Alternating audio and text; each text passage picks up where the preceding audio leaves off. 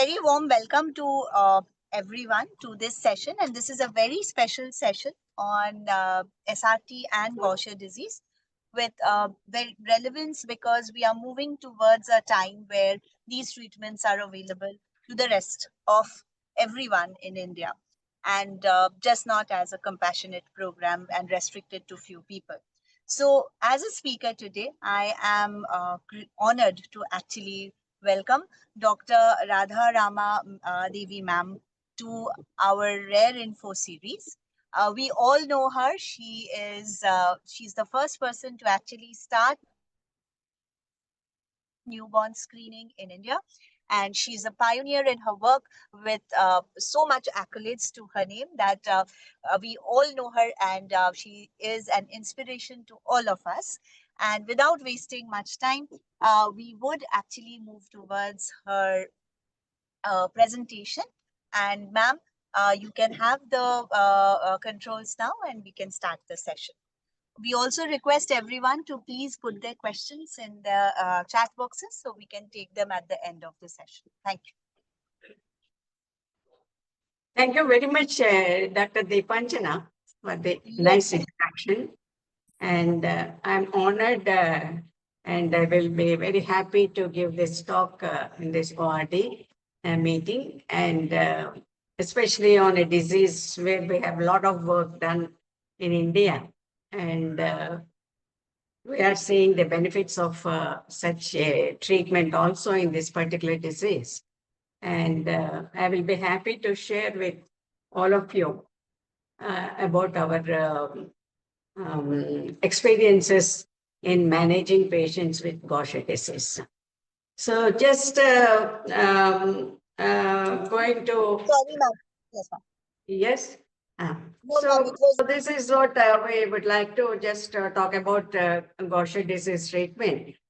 And not only the enzyme replacement therapy, but also the upcoming treatment that is using substrate reduction therapy in it, and what is our experiences in India.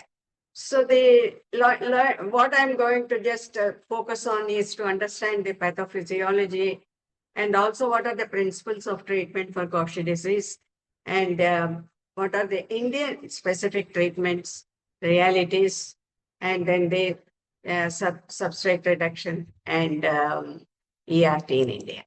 So a brief introduction to the basics of Gaucher disease. Gaucher disease is that it is a autosomal disease, as you all know, inherited autosomal recessive disorder, a lysosomal storage disorder, which occurs because of a mutation in the gene called the GBA1 gene. And this particular gene codes for an enzyme called beta glucosidase enzyme. So this enzyme is very, very essential to break down the substances which are stored within the lysosome, the glucocerebrosidase. And this particular fatty substance is broken down by this enzyme and then clear the lysosome from this fatty substance accumulation. Whenever there is a deficiency of this enzyme, there is an improper clearance of the lipid particles. And these lipid particles go on accumulating the glucocerebrosidase in the macrophages of the reticuloendothelial system in the body, particularly in the bone marrow, spleen, as well as the liver. So the accumulation of these glucocerebrosidase within the macrophages, they form a characteristic cell, which is called the Gaucher cells, and this infiltrates and damages the various organs. See, I just put the picture of the Gaucher cell, which shows like this. This is a tissue paper appearance with the bluish cytoplasm. This is because of the fat-laden accumulation in the macrophage. And this is a typical cell which we see in patients with Gaucher disease. So this is called, and they discovered, this was discovered way back in 18th century by Gaucher, and then the disease is named after him. So what are the organ-specific effects of this loaded macrophages? Because these infiltrated Gaucher cells goes and stored in the liver as well as the spleen, it causes hepatosplenomegaly.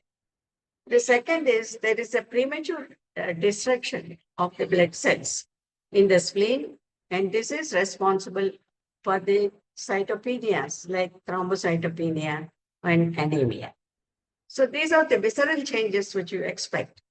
And the changes within the bone marrow is that when the Gaucher cell builds up within the bone marrow, it reduces the production of blood cells, and this further aggravates the anemia as well as neutropenia. And also it obstructs, compromises the blood flow and cause intense bone pain. It can also cause bone infarcts as well as avascular necrosis. And these are the typical features which we see in Gaucher patients, and our treatment has to be aimed towards these things. And the bone pain, the fractures, osteopenia, osteoporosis, and deformities. So these are all the bone marrow changes that you expect in these patients due to accumulation of these macrophages. And in the lung, there is an infiltration of the Gaucher cells and cause interstitial lung disease and pulmonary hypertension.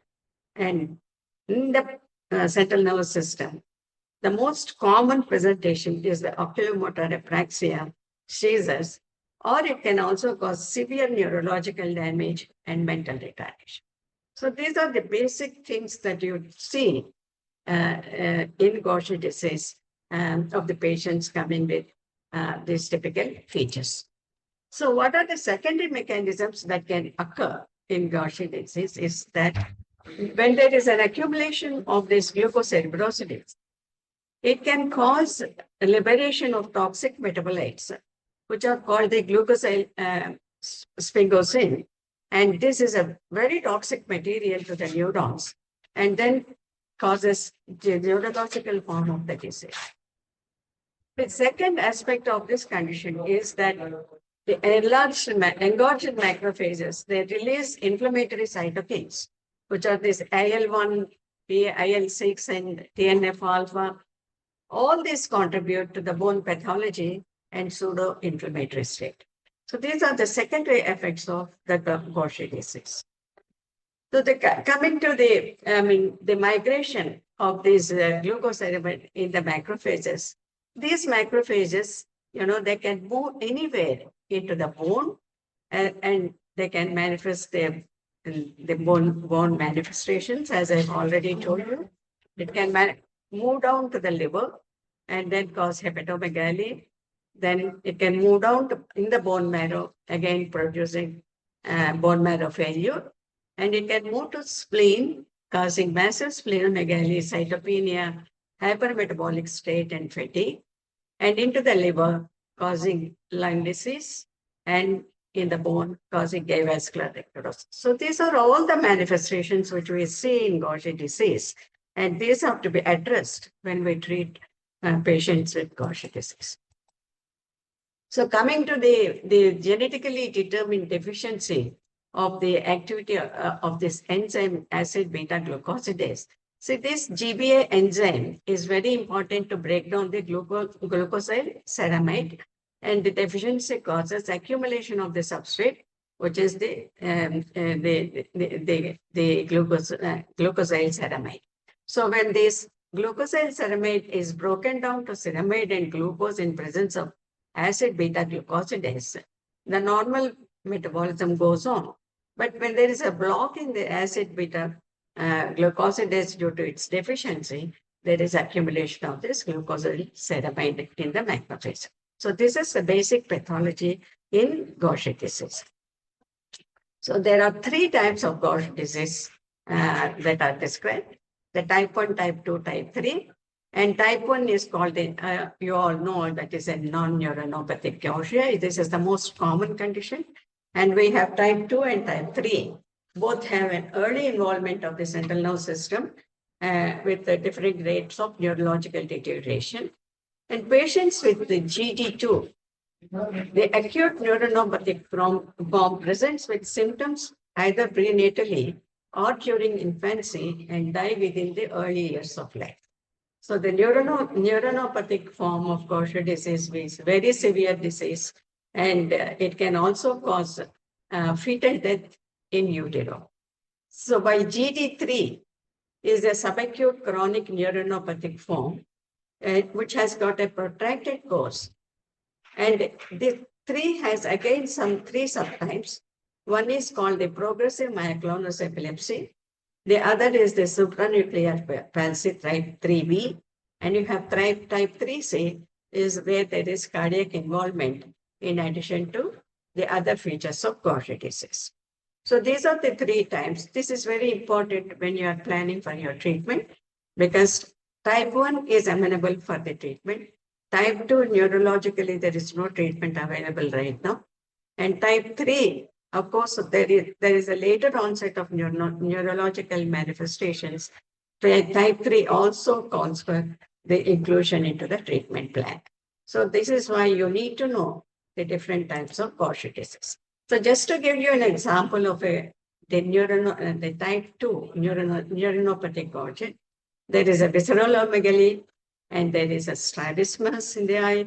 There is a cortical thumb because of the neurological involvement, retroflexion of the neck, failure to thrive, and cachexia.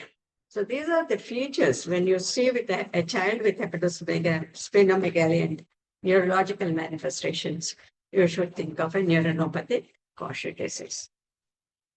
So the algorithm that you use to make a diagnosis is that when you see a child with splenomegaly and hepatomegaly associated with thrombocytopenia and anemia, and this child having some skeletal changes such as Ehlers-Danlos deformity, or they can have a neurological features like oculomotor apraxia, growth deterioration, and increased ferritin levels, you suspect a case of Gaucher, and then go ahead and do the enzyme assay. And if the enzyme is deficiency, a diagnosis of Gaucher disease is confirmed. So if these are negative, then you need to look for the other causes of splenomegaly. So the distribution of steroid disorder, just to give the study done in our country by us, is that although they look at the steroid disorder, total steroid disorders, you see the large number due to defects in the degradation of glycolipids. And Gaucher disease is the most reported disorder in India. Although this is an Ashkenazi Jewish population, the disorder is more common, but it appears as though in India, we have a higher proportion of Gaucher disease. So this is the prevalence in India. And looking at the most common mutation in our Indian patients, although we have the type 1 is most common, but our mutation data has shown that L44P is the most common mutation in Indian patients with GD2. So the combination of clinical manifestations of type 1 and combination of a genotypic feature of L44P type 3. So we have more common 77% of type 1 by 3 in Indian patients. So this is the mutation which is commonly seen in India. So the therapeutic approaches, what we have right now available is the enzyme replacement therapy. Here we are replacing the deficient enzyme by supplying the enzyme, particular enzyme. The second is the substrate reduction therapy, where you reduce the synthesis of the particular substrate. Of course, you have the other forms of therapeutic approaches such as the stem cell transplant and bone marrow. And of course, along with that, we need to provide supportive care, bisphosphonate therapy. And I put splenectomy as the last. It is a historical only. As far as possible, splenectomy has to be avoided. So coming to the enzyme replacement therapy, this is available in India. You have the 3 companies manufacturing this enzyme, the imiglucerase, valaglucerase alpha, and daliglucerase alpha. And these enzymes are given intravenously every 2 weeks, about 30 to 60 units per kg, and the treatment is lifelong. And this replacement results in improving the hematological parameters, visceral parameters, and skeletal parameters. Of course, it has no impact on neurological symptoms. So this is about the enzyme. Let us go and see how it is being done in India. We get the enzyme imported through distributors and assistance programs, especially under the rare disease policy of the Ministry of Health in India. Some patients are being benefited with this policy. And of course, when you take some central government agencies, their employees are getting the enzyme, such as armed forces, etc. And the enzyme is also available to those who are ESI employees, state insurance beneficiaries. So these are all the people who are able to get the enzyme. But a common man is still far away from receiving this enzyme replacement therapy. The cost, when you look at the cost of the enzyme replacement per year, comes about 25 to 40 lakhs for a 10 kg child. And although it is very, very highly expensive, because of the availability of other compassionate programs and through other agencies, some of these children are able to get the enzyme replacement in India. Of course, we are also now able to provide some home infusion programs. They are improving the adherence to treatment. So how do you assess whether the child who is getting the ERT is improving or not? So first you look at the hematological parameters. There should be improvement within 6 to 12 months of initiating the ERT. The liver and spleen sizes totally reduces within 1 year. And then the level of chitotriospase, this is one of the biomarkers for the disease. And slowly it is coming down. And then there is an improvement in well-being within 6 months of treatment. Actually, I have seen children improving within 2 months of infusing the ERT, and there will be good growth and development. So today in India, enzyme replacement therapy has dramatically improved the outlook for patients with Gaucher disease. So that coming to the effect, what we have seen in our patients, to show you the hemoglobin improvement here, as you can see, the child improving in hemoglobin from 9 grams to 11 grams over a period of 1 year. So you can see within 3 months, there is an improvement and then further improvement, and then it is stable as long as the child is on treatment. Similarly, you have a platelet count. As you can see, a child with 77,000 platelets slowly shows an improvement to 2.1 lakhs over a period of 6 months, and then continues to improve on the platelet count. So this shows that it is showing the child is responding to treatment. Looking at the organomegaly, again, you look at the spleen size. Over a period of time, within 1 year, the spleen has come back to normal. Even the liver has come back to normal with the enzyme replacement. And the levels of chitotriosidase, which is a biomarker, and this is secreted by the macrophages, and this will be very high because it is deformed macrophage due to the storage material. There will be high levels are seen in Gaucher disease, and once we give the ERT, there is a significant reduction in the levels of chitotriosidase. So these are the markers which are showing a reduction to normalcy with the enzyme replacement. So I just give you some of my heroes of ERT. This is a girl that started on treatment at the age of 4 years. Today she is 12 years old. She is absolutely normal. And she has received ERT for about 8 years of time, 8 years, and she is doing well and attending regular school. Similarly, this boy is doing very well with enzyme replacement therapy. So this is another 30-year-old boy on teleglossarius. As you can see, he was so cachectic and hepatosplenomegaly. And at age of 13 years, there was some improvement, but still his spleen was high.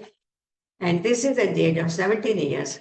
He has become almost normal. There is no splenomegaly. And today he is studying BSc and he wants to become a sort of a nursing, he wants to go for nursing. So this boy, we could save him from this cachectic stage to this by the compassionate use of enzyme replacement therapy, which has saved his life. So some of these patients, again, showing the improvement. And this is the child who had type 1/3 with oculomotor apraxia. And she is on treatment with valaglucidase. Although she is mental, cognitively normal now at the age of 6 years, but there is a growth reduction and slowly there is a progression of neurological manifestations. So this is another child who is receiving the treatment, doing well. And let us see what are the outcomes in patients who have undergone already splenectomy and then come for the enzyme replacement therapy. So these patients are given treatment. As you can see, this child who underwent a splenectomy came with a huge abdomen again, and then she was put on ERT. It started in 2012, and she did pretty well. And this is a girl in 2023, and she is very good in academics, and she wants to become a teacher. And unfortunately, in 2023, she developed severe dengue and died due to low immunity. So the thing you should remember is the splenectomized people are more prone to succumb to infections and should be very careful in managing these patients and their immunological status. So this another boy who underwent splenectomy before ERT, and he was put on ERT, but still he developed within 1 year of treatment avascular necrosis of the femur. But he responded very well to surgical correction. And presently, after 8 years of treatment with enzyme replacement, he is an absolutely normal child going to regular school. So in spite of these complications, we should not lose hope, and we have to provide all the available support to make him as normal as possible. So sometimes, although every time it may not be a rosy future, but some complications can develop while taking ERT and our experience.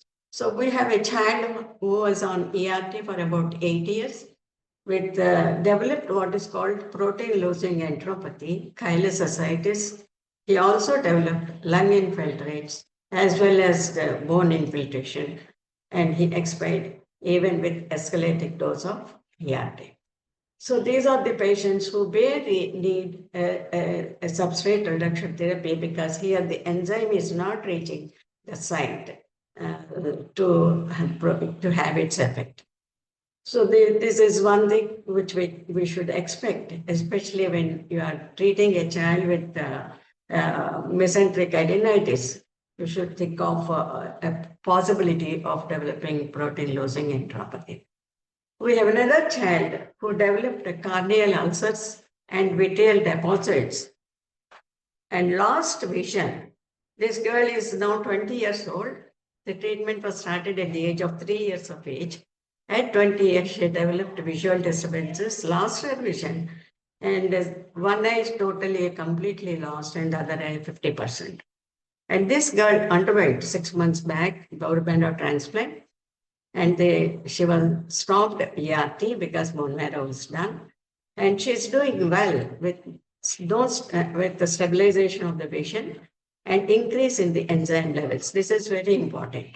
The beta glucosidase enzyme has come back to normal, and there is a reduced chitotrioin stress.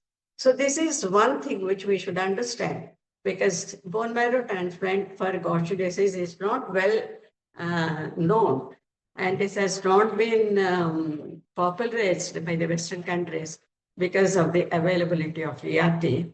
But in India, I think we should have a closer look about the use of BMT in these cases. So we have another child who developed cardiac valve calcification, heart failure, 4 years after ERT. And unfortunately, we lost this child with infective jaundice. This happened only just this month. And the child is already on ERT for almost 4 years. But in spite of that, and he had the typical mutation which is associated with cardiac calcification. And another important thing which we observe while treating ERT is if you stop treating, giving ERT, there is a possibility that a child can develop psychiatric illness. And this is what we have seen in one child. The ERT was stopped because of the non-availability for some time. And she developed severe psychiatric problems.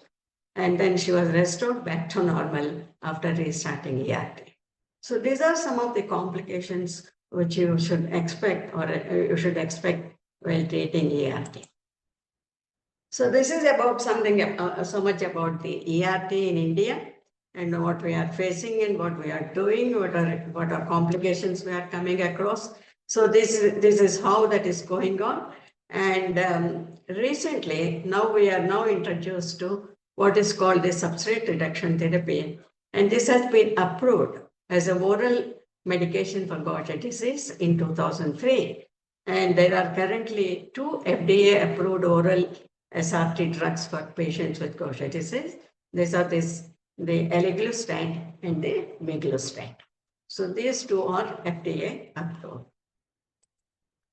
So who can receive substrate reduction therapy?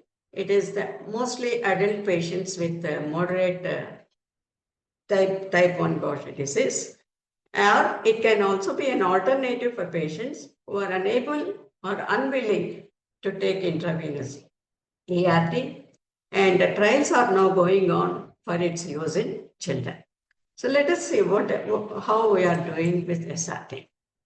It is a substrate reduction medication, oral medication to reduce the production of glucosylceramide, and they inhibit the enzyme glucosylceramide synthase and decrease the amount of the substrate. So it allows the patient's residual enzyme activity.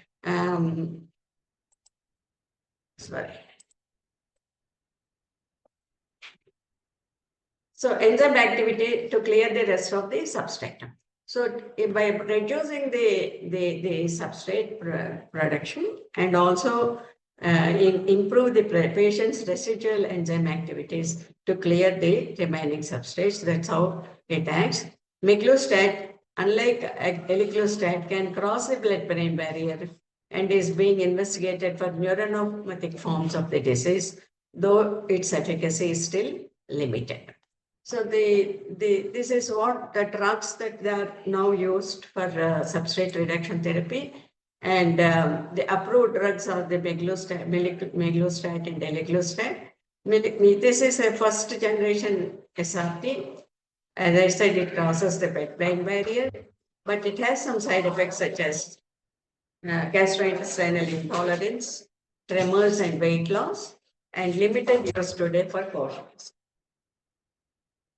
So eliglustat is a second generation SRT, where selective glucosylceramide synthase inhibitor selectively inhibits this, but the disadvantage is that we need to do what is called a CYP2D6 metabolizer status in order to determine the dose of the medicine. And the efficacy is comparable to ERT in adults with type 1 disease. So everything is fine, except this one thing which we need to do for every patient when you start the SRT. So this, just a word about the CYP2D metabolizer status in India. There are what are the status of this? Is that there are four main types. This is how the drug is utilized within the body. They are called what is called the poor metabolizers because there is no enzyme activity. Intermediate metabolizers, there is a reduced activity. And normal metabolizers, there is a full functional activity of the enzyme. And ultra rapid metabolizers, there is an increased activity. So this status is very important as it affects the drug efficacy and the risk of adverse effect. So the dose has to be calculated, whether he is a poor metabolizer or intermediate metabolizer or an ultra rapid metabolizer. So in order to reduce the toxic effects and in order to find whether the drug is acting or not. So this test need to be done before starting electrostat. So the Indian studies have shown on this particular CYP2D6 is that although the normal metabolizers are over 50% in India, intermediate metabolizers are present in a variable frequency of 28%. And ultra-rapid metabolizers are less common but detectable in 2%. So when you look at this data, of course, most of them, 50% are normal metabolizers, but still we need to work because it could be, when you look at the different regions, almost it is the same. So there will be normal metabolizers in the country over 50%. But until we are very sure, we need to do the genotyping before starting the drug. So the SRT, ERT versus SRT, when you compare, ERT is to be given intravenous, SRT is oral. IV is, ERT is every 2 weeks you need to give, whereas SRT every day treatment has to be taken. This is indicated for all ages, whereas SRT is presently indicated only for adults with type 1. The key limit is the caste versus the genotyping has to be done for eligostat. So these are some of the comparative features of both. So the regulatory status, eligostat is approved by the CDSCO. And today we have a phase 3 trials called the ELI-KIDS to try SRT in children. So to find out this efficacy and safety and stability. And miglustat today requires a special import. So this is the regulatory status. And looking at the therapy of Gaucher disease in type 1, it leads to significant improvement in visceral and hematological symptoms, including reduced spleen volume and increased platelet counts. It also decreased the key biomarkers like aldosterone and glucosyl sphingosine. So these are the important things you remember in SRT. So however, it is not recommended until now because we do not know the safety and efficacy and genotyping to be done, complex dosing. And although ERT is safer and well studied and effective in pediatric patients. But presently, there is a trial going on to work on kids with Gaucher disease using substrate reduction therapy.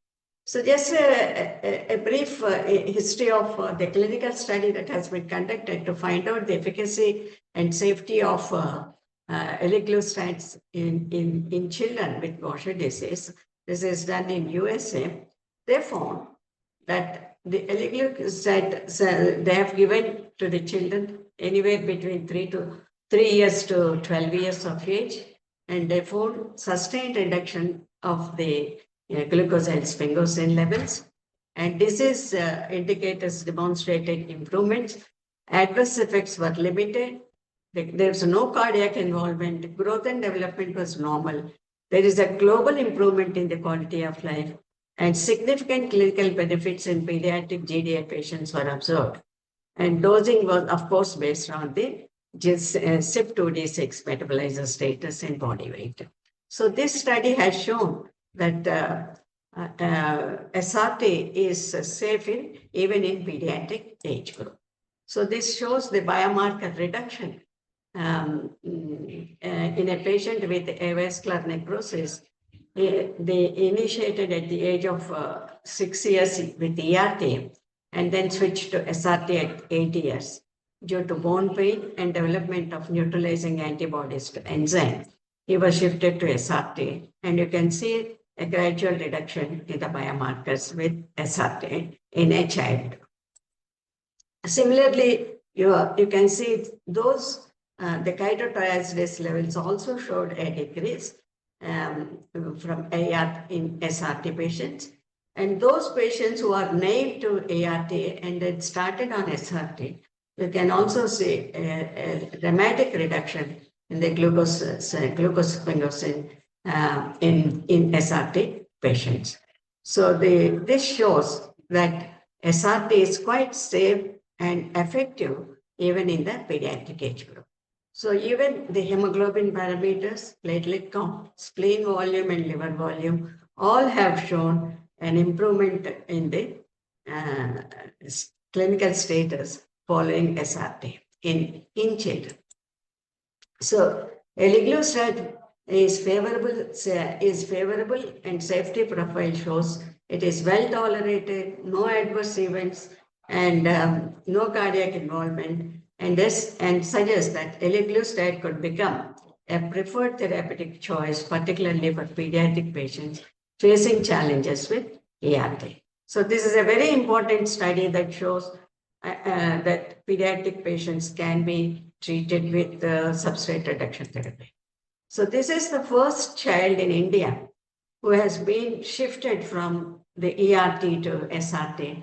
And this is a boy who is now very active.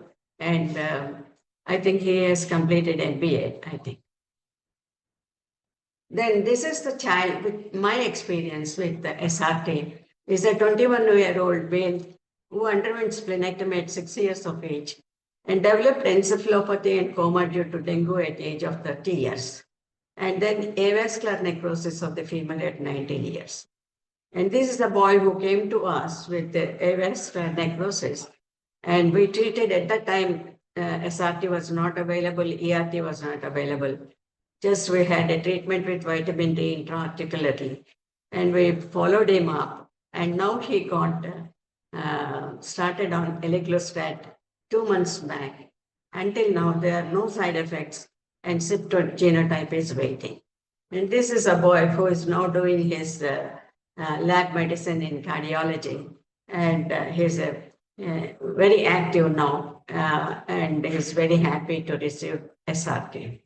We have another 35-year-old female who is switched from ERT to eliglustat and maintained stable blood counts and spleen volume reduced and improved compliance and quality of life.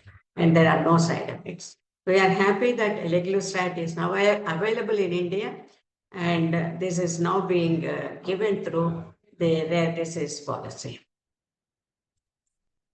Then we have 2 more patients to be enrolled for SRT. And these 2 patients are receiving, it is not through the rare disease policy, but the finances are provided by military armed forces. As per the report, these 2 patients these 2 patients are going to get SRT shortly. And then as per the reports and publications, we know that there are 2 more patients from Mumbai are on SRT. However, until now, the number of SRT patients for Gaucher disease is very limited in India. And we hope that this is going to improve in future because of the availability of the drug in India, less costly, and then they are giving it through the rare disease policy of Ministry of Health.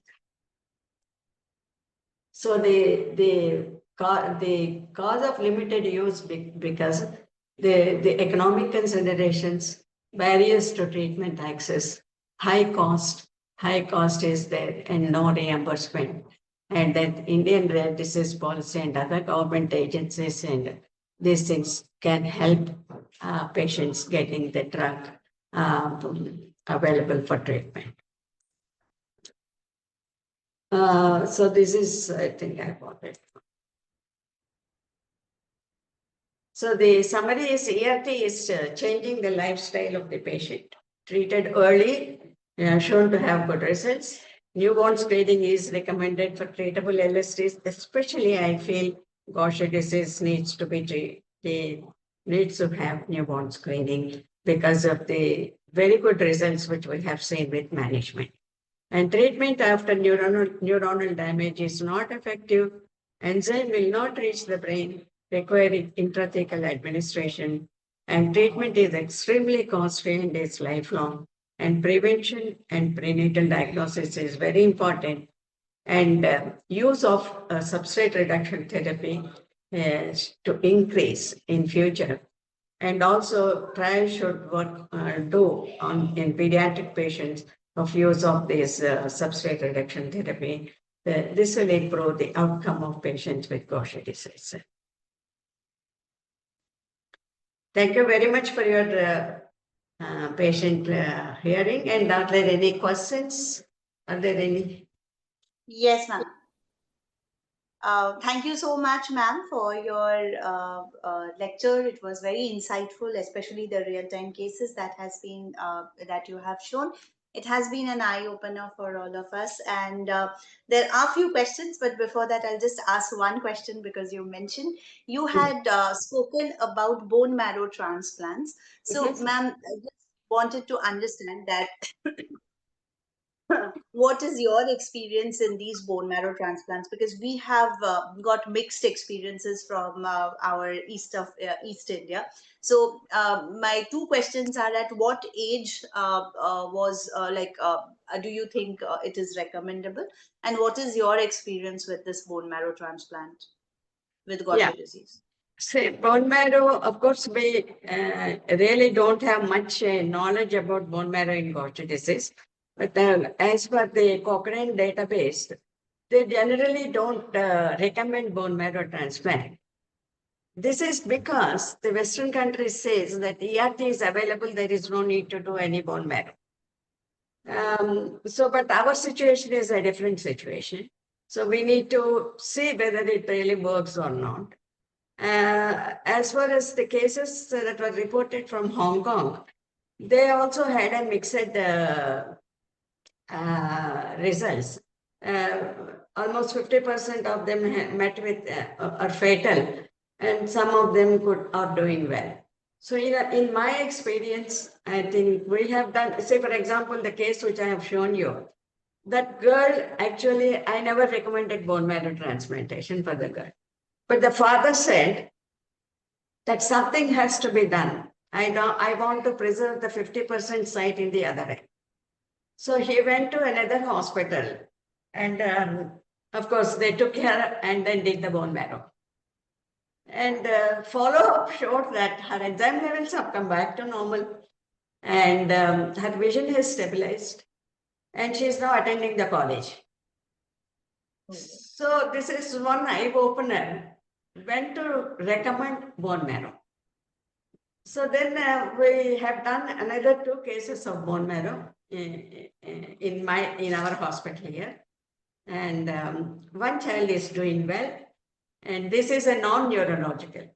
You should not, neuronopathic Gaucher, again, it has no impact.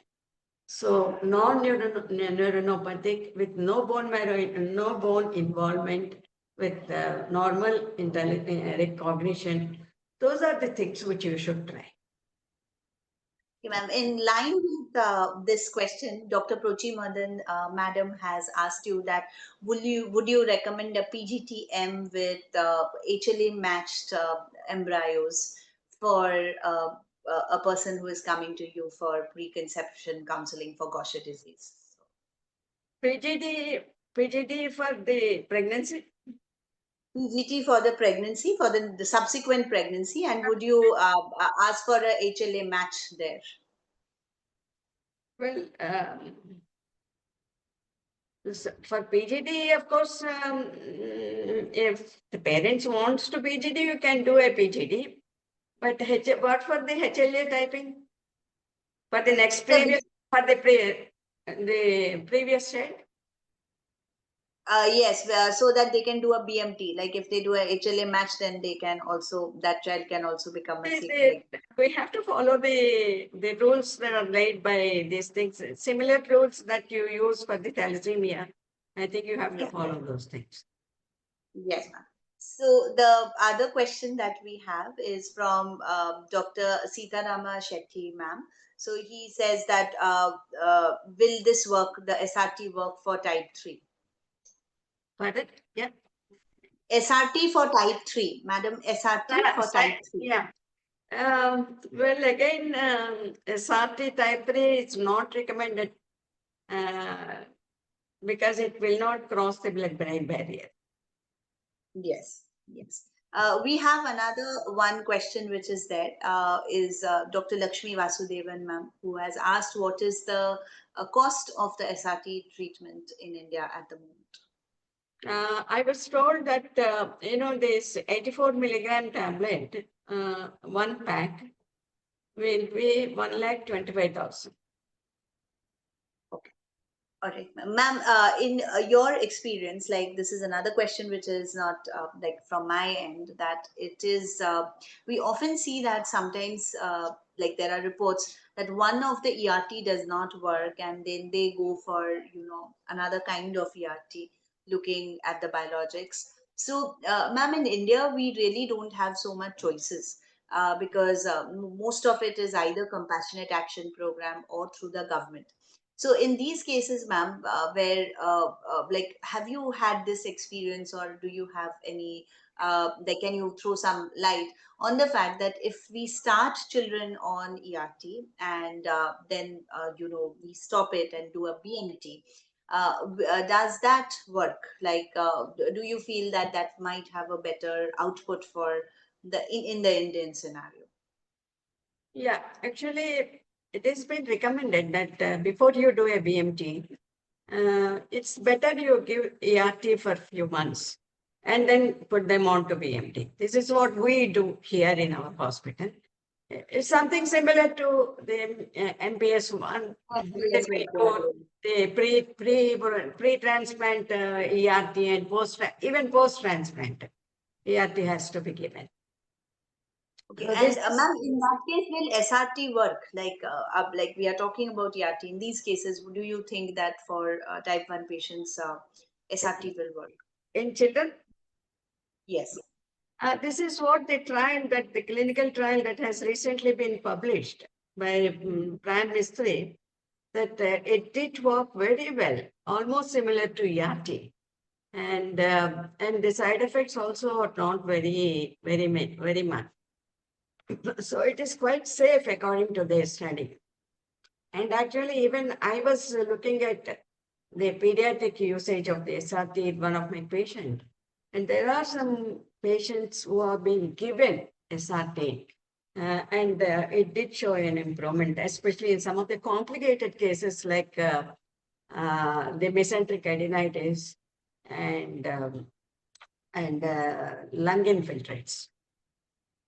Okay. Okay.